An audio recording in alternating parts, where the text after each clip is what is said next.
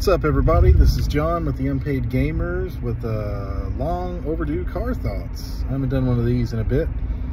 It's cold as shit today in Kentucky. We had some wild weather here not too long ago. It wasn't really due to the cold, but we had like a windstorm and a big power event. Took a few days for the city to recover from that one. We were a couple days without power. It wasn't too bad, but a pain in the ass though. And now the temperature is dropping, so we're into winter. Seems like for today, probably be knowing Kentucky, it'll probably be time for shorts later. So it's goofy weather here, but right now it's cold. The mornings have been cold.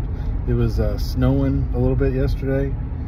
Not a lot, but just like really light flurries kind of throughout the day. I think the past 2 days has been like that.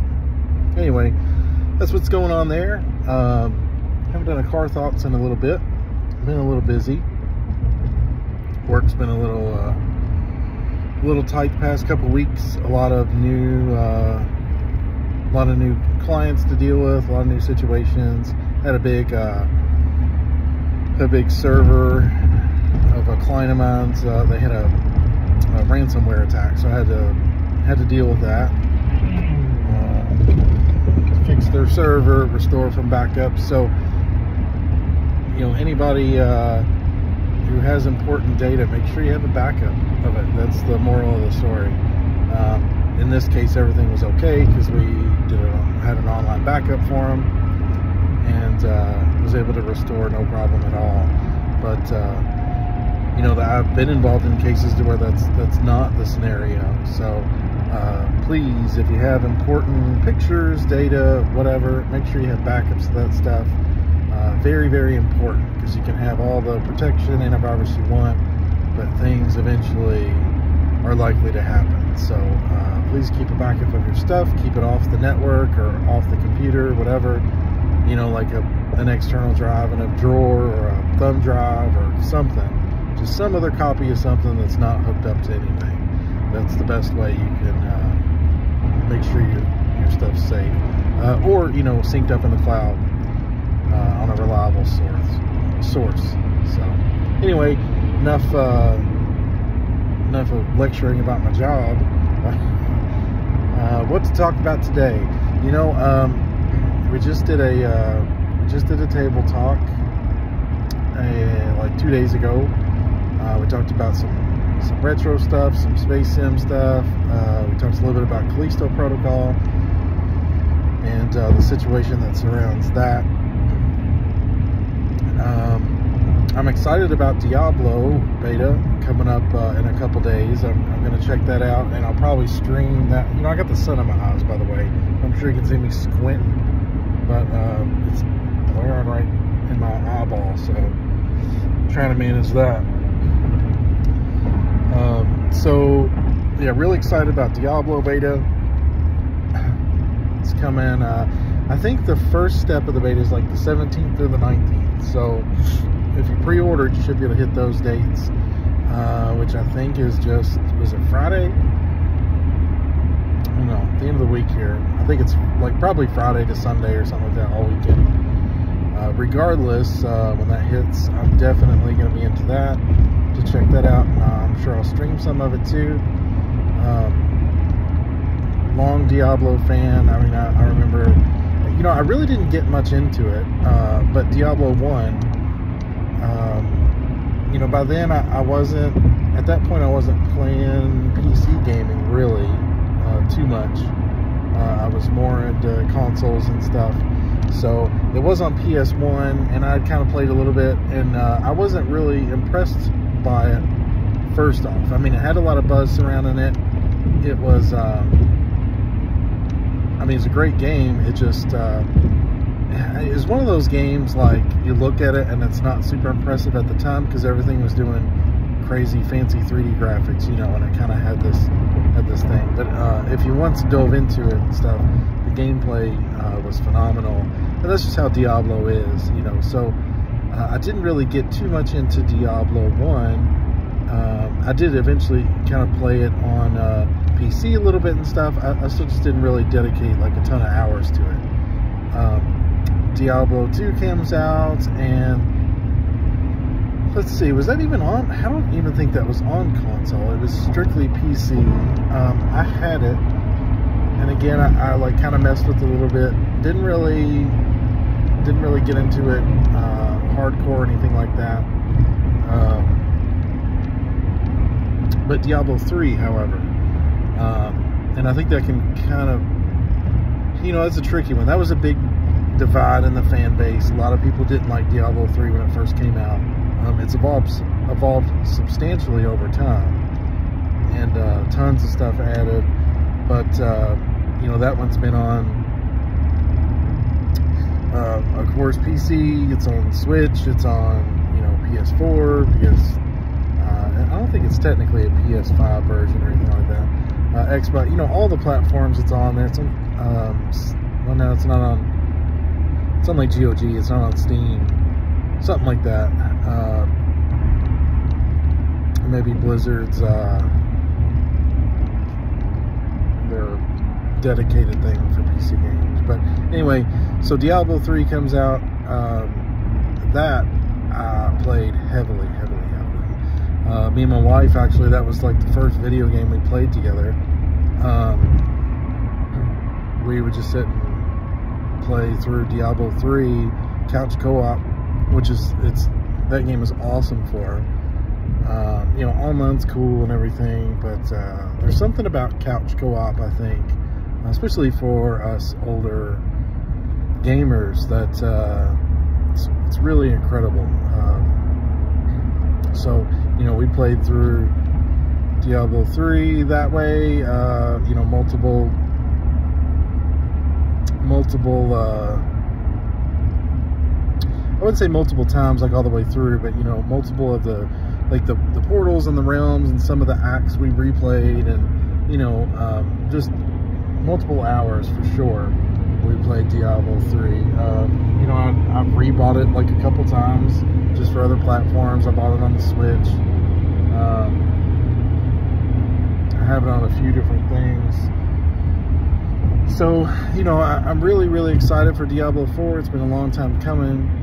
I was telling my wife, because she doesn't really play games too much. She likes her Animal Crossing, and we'll play some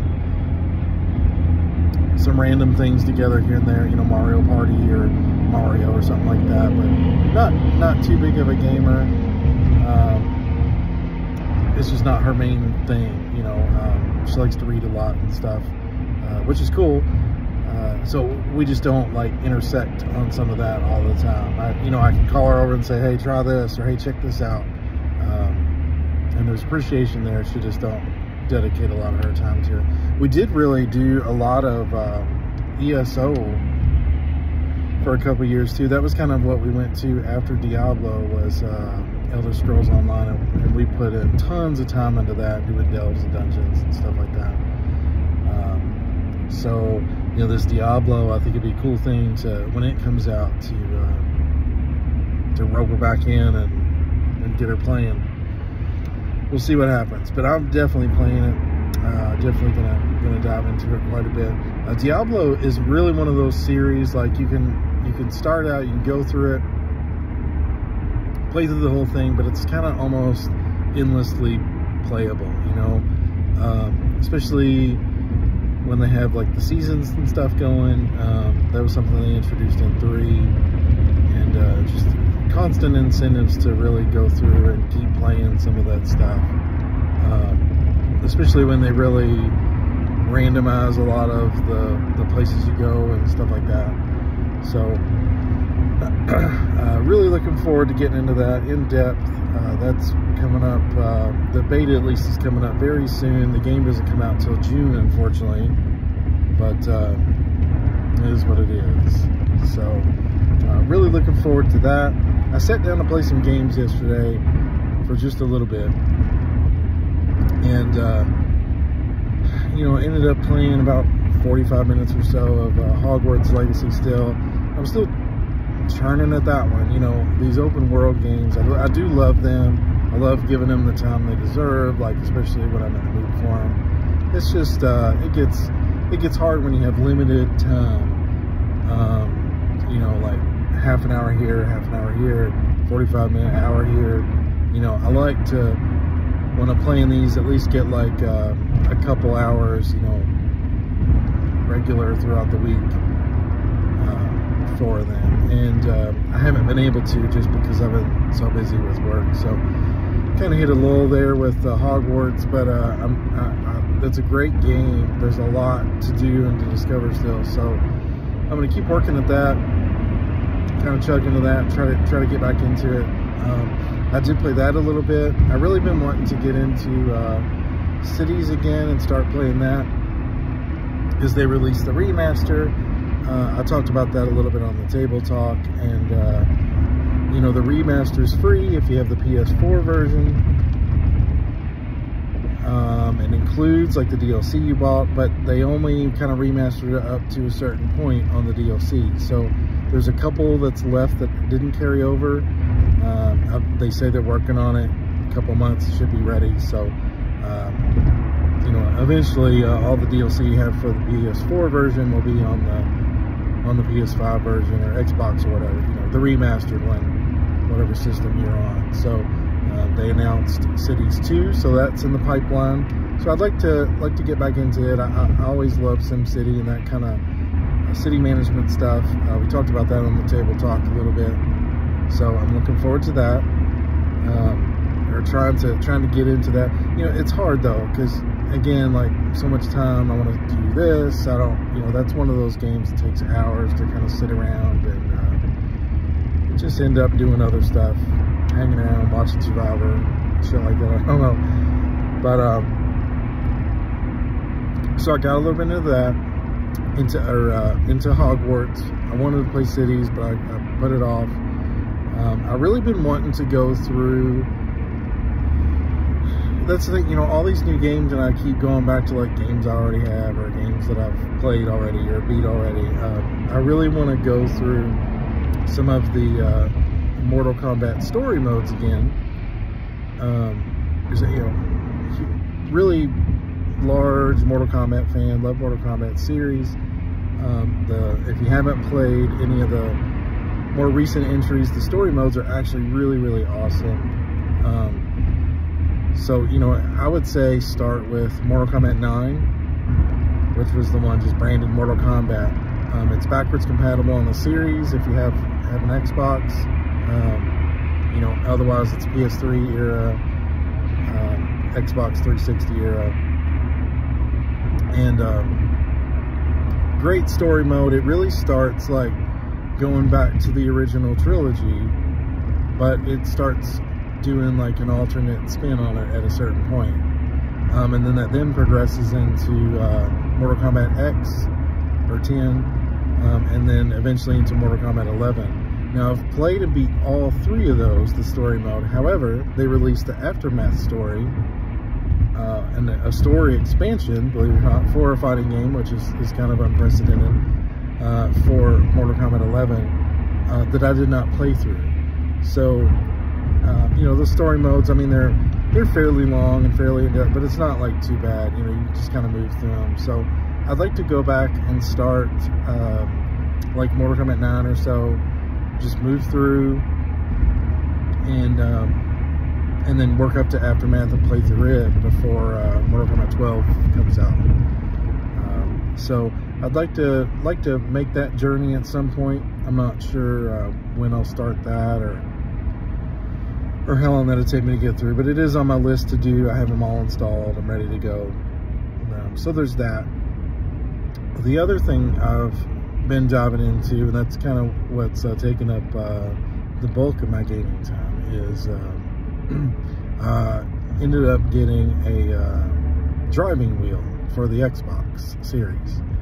Now, I did a ton of research on this, really, because, you know, like back in the day, there was those steering wheels and stuff. Mad Catz made them. Then like Logitech started making them, and there were some other brands and stuff like that. I never actually had one ever.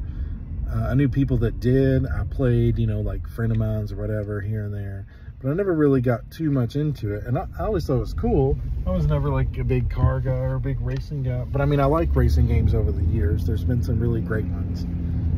I've just never got a wheel, and it's a little tricky now. Like when I play racing games in general, like with a controller, I always feel like there's something missing, right? Like so many games now are not just the driving, it's driving and other stuff. You know, you can get out and roam around like GTA or anything like that. And so when I'm just stuck in a car only, it's a little bit like, I don't know, you know, I'm driving, now what? Now what I do? It feels a little, not really shallow, because I mean, there's some really in-depth racing games. I mean, I love the Forza series and stuff. It's just, it kind of leaves a little bit like there's a void there for me. Now, the Forza Horizon series, I really, really like it. It's super cool. I love the open world kind of arcade racer kind of thing. It's really neat. So, you know, and I, like I said, I like racing games over time. One of my favorite ones, and I mentioned it on the, I think I mentioned it, yes, on the Table Talk, but Wreckfest. It's one of my favorite ones. It's a demolition derby style kind of racing thing, and like just on a controller and stuff. I mean, I really, really love that game. It's you know, kind of physics based, you know, like the cars have weight, there's lots of cool destruction, it looks good, there's lots of modes. Like it's a really, really solid game. If you haven't played it, I'd highly recommend checking it out. It's on sale all the time. It's one of those that it didn't get, like, I don't think it's super popular, but it needs to be. It's great. So, you know, there's some games like that I really like. It's still just, you know, when I'm stuck in a car and that's all you can do in today's world, like, I'll play them for a little bit and I'll kind of get into them, but I'm not like really, really into them. Especially the simulation-based ones. You know, like, because there's the Forza Horizon series, which is a little more arcade. And then there's Forza Motorsport, which is much more about the simulation.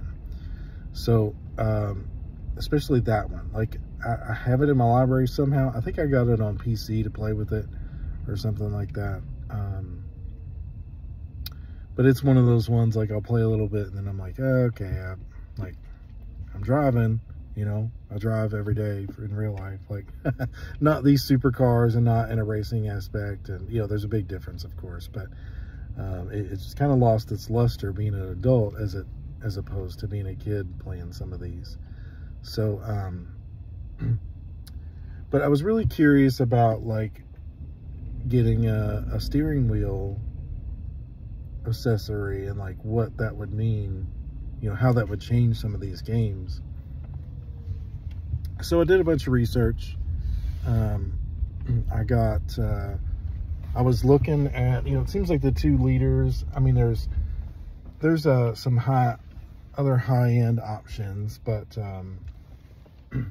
you know, as far as regular kind of mid-range budget kind of thing, the liters tend to be like Thrustmaster, which is a goofy name, and Logitech. And Logitech's, you know, of course, been around for a long, long time. They have their track record. And that's what I ended up going with. And I mainly end up going with it, you know, they're roughly about the same price. It seems like you'll end up spending more with the Thrustmaster stuff. Like, they kind of have this whole ecosystem to where you can swap out the wheels and, you know, things can, I mean, there's some pretty expensive wheels out there too. But you can, if you get the right ones, you can trade out your steering wheels. You can, you know, swap out parts and pedals and things like that. A little more than the others. But they can get pretty pricey. And, you know, I wanted to get one with, like, a gear shift. Because, you know, it seems like if I'm doing that, I want to play around with, you know, just having a manual transmission and doing that. Its gear shifter alone is like $200. Now it looks like a higher quality build than like the Logitech one, but you know, the Logitech one's like 60 bucks or something like that. Like it's a big difference in price. And if you look at them, you know, you kind of see it. The Thrustmaster one, you know, it's got the metal plating, you know, like the H pattern, you know, kind of deal. The Logitech has, it's, you know, it has that functionality, same functionality, but it's, you know, got like the leather wrapped around the thing, so you can't see the pattern or whatever. It's just, you know, a little bit different style, but it almost feels a little cheaper. It feels like something you'd get in like a, you know, sedan or something that's a stick, you know. But after doing a lot of reading and stuff, and like, you know, the Logitech, they come with like a 2-year manufacturer warranty. It seems like their tech support and stuff, if there is an issue, is much more responsive than the other, just based on things I've read online. I don't really know any of these things. You know, it's a little bit cheaper buy-in. Some of those parts, you know, like I said, the shifter is definitely cheaper. And then too, just a lot of people, you would hear, like I would hear lots of things like, oh, I had my, you know, my Logitech 9 whatever, G9 whatever, for years and years, and you know, it still holds up. And then, you know, you see some people complain about the Thrustmaster series, and like theirs went out after a couple months and they had to fight and get it replaced. And you know, and then there's other people, of course, that say there's no issues. But it seems like, for the most part, that Logitech quality and service just seem to kind of shine brighter when you look at other people. So that's what I went with. I went with the Logitech G923, which comes with the pedals, has clutch, and then I got their G stick shift thing, and then I got a like a stand on Amazon, which is really cool because, you know, this stuff takes up a little bit of room, but it's a stand that you can mount all that stuff on, but it folds flat and can just slide under a couch or in a closet or whatever. So there's a little bit of investment, but again, you know, I had never dove into this world to see, so I want to try it out. So I got into that, and I got it on Xbox so I could use it on Forza, because that's, in my opinion, I think it's the best racing series right now. The Forza series in general, you know, because they do the Horizon stuff, which is arcade, and then the Motorsport, which is simulation, and they're so good at both of those. And it, I don't know, I just don't think there's a series that holds up. I mean, Gran Turismo is it's a decades old franchise, you know, with a long history of putting quality out there too, but I don't know, it seems like the more recent entries don't really seem to be too noteworthy. I don't know, I'm sure it's great. They just put out 7, I believe. I'm sure it's a great racing game. Forza, I think, has a little more to offer, especially doing the Horizon and the Motorsport kind of thing. So I went with the Xbox version instead of PlayStation, so I can use Forza. Thankfully, Game Pass has a ton of great racing games that are compatible with the wheel, so I downloaded a bunch of those to try. And I mostly checked it out on, I did play a minute of Need for Speed, what is it, Heat, I think, Need for Speed Heat. I did play a minute of that. It was very, you know, that game's been out for a bit, so it wasn't nearly as impressive as it should have been, but the wheel worked great on it. Because I was having an issue at first with Forza Horizon 5, just like I would spin out, lose control a lot when I would start off with it. And I was like, what's the deal with this thing? You know, is it?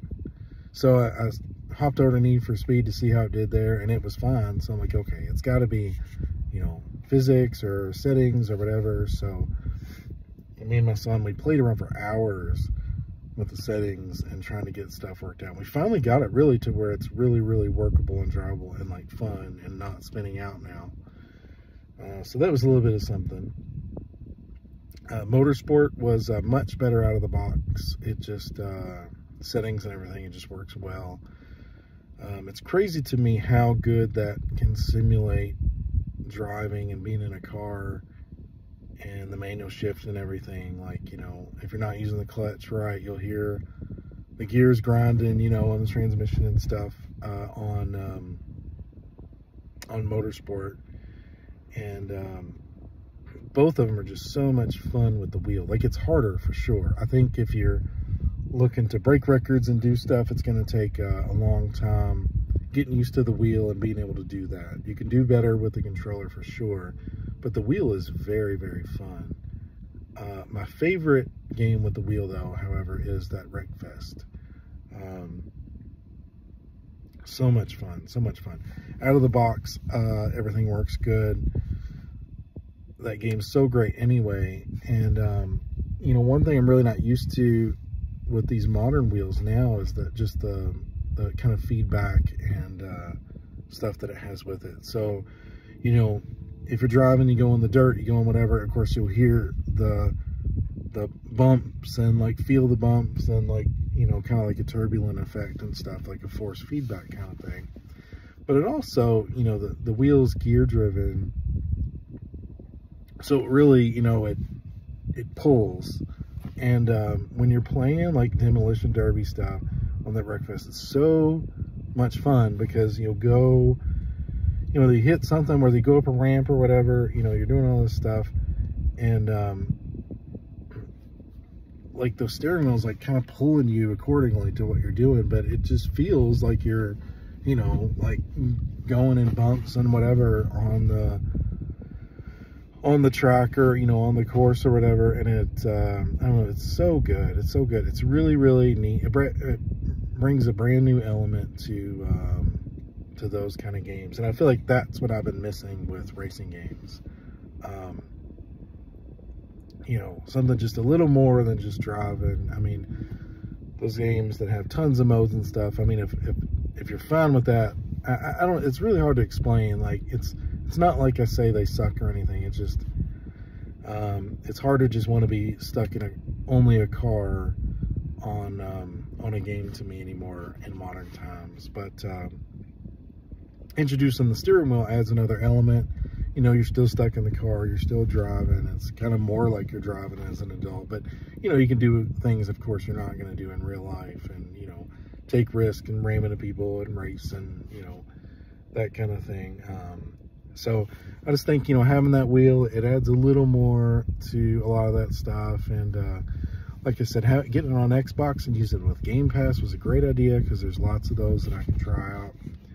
I haven't tried out, so the G923 supports, they call it True Force, and it's kind of, they describe it as like an HD version of force feedback. There's only a few games that support it. A few of those are on Game Pass. I haven't checked any of those out yet. All the ones I've been checking out is just kind of standard force feedback, but I don't know what the True Force really is yet. I can't speak to that, but it's supposed to be a kind of even more in-depth force feedback kind of situation. So it's on my list to try, but that's really what I've been diving into lately. It's been super fun. It's hard to really stream. Like, I could stream the games and stuff, and really I could set up a camera and stream, you know, the deal, but everybody knows what I'm talking about. You've seen countless videos of that stuff, so I'm probably not going to go through the trouble of weirdo driving, bouncing around. I don't know what he was doing. Probably not going to go through the trouble of setting all that up just to showcase it, but look into it for sure. If it sounds like something to be into, you know, it's a little bit of a buy-in, but it's really, really cool, and I highly recommend that experience, especially if you're an older gamer like me and haven't really dove into that. I was debating on it a year or so ago. Actually ended up opting for the Ridge Racer Arcade 1-Up arcade machine instead. but that itch, I guess, never went away because here I am buying this now. So, but highly recommend it. If you're looking at the two, I can't speak for Thrustmaster stuff, but the Logitech is definitely a good purchase. I think I made the right choice for me in that situation, so I would recommend looking at those. I think for the most part, the G920 wheel is fine for most. That's like the generation behind. It doesn't support that true force. And I'm not sure. I think the brake pedal's a little different. I think like the brake pedal on the 923, there's like I think there's a kind of a progressive rubber stopper in there that, like, you know, it's kind of like a brake pedal in a sense of like keeping that push back, you know, like resistance. And I think it's a little bit different on the 920, but I haven't personally done it, so I can't speak too much for that. But I went ahead and opted for the 923. It's a little more money. A lot of people argue that it's not worth that. So if you do look into them, look at both the 920 and the 923. I went with the 923 because even though there's a handful of titles that support True Force, I feel like as we progress, there's potentially going to be more and more. And I would just, you know, I'm not going to buy these things all the time. I'm not going to upgrade hardly unless mine breaks or something like that. So I just wanted to kind of get something a little more newer, just a little bit of future proofing for me. But definitely check into it. I almost got the 920 because it was, you know, ended up saving you about 150 bucks, I think. And a lot of people say it's largely just the same and not really, you know, much different at all. So if you're on a tighter budget, maybe look into that. That's the reasons I went with the 923. Again, just a little more future proofing. I want to check out some of those features, and who knows, but you know, Forza Motorsport 8 is going to be coming out this year. I have a feeling it's probably going to support that stuff, so I just went with that direction instead, to have something a little bit newer. Because again, it's probably just a one-time purchase for me anyway. So but that's my thoughts on that. That's what I've been up to. Look for streams on Diablo and other stuff we got going. I'll do more car thought videos again. It's been a while since I've done one, but here I am back at it. I'll definitely do more, and Tom's got some videos coming up that he's planning. Hopefully the next few days, I think. We'll see. But either way, we'll continue to do stuff, and I'll see you soon. So, if you stuck around this long, thanks, and I'll see you next time.